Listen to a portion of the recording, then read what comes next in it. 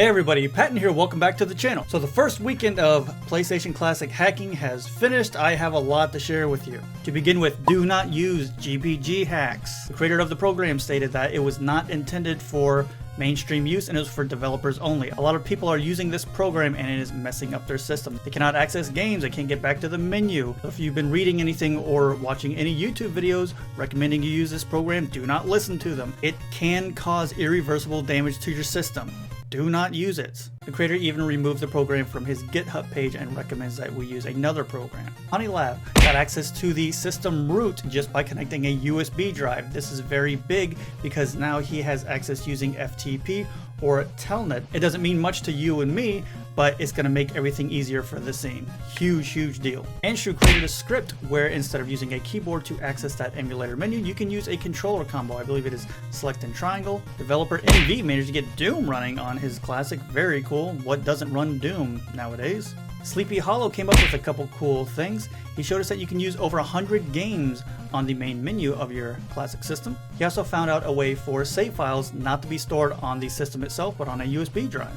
User Nonya figured out how you can enable cheats in that emulator menu.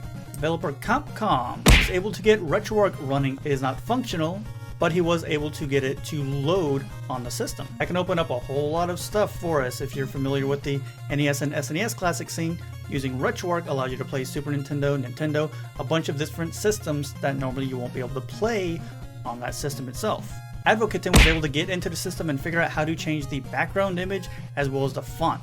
He's also the one responsible for adding languages to the system. Very cool things here, since a lot of people weren't happy with the original background. Because of him, now we can change the background, change the font if we want. And like I mentioned in my first video, right now everything is very preliminary. It is not safe to try anything with your system yet, but there is something that is being worked on to make it a lot more user friendly. That is Blame Sync, coming from the good doctor. I know a lot of you are really trying to get a lot of stuff working on your system and you can't wait and you're excited. Blame Sync does not write to the system itself, unlike the first program GPG hacks, which did.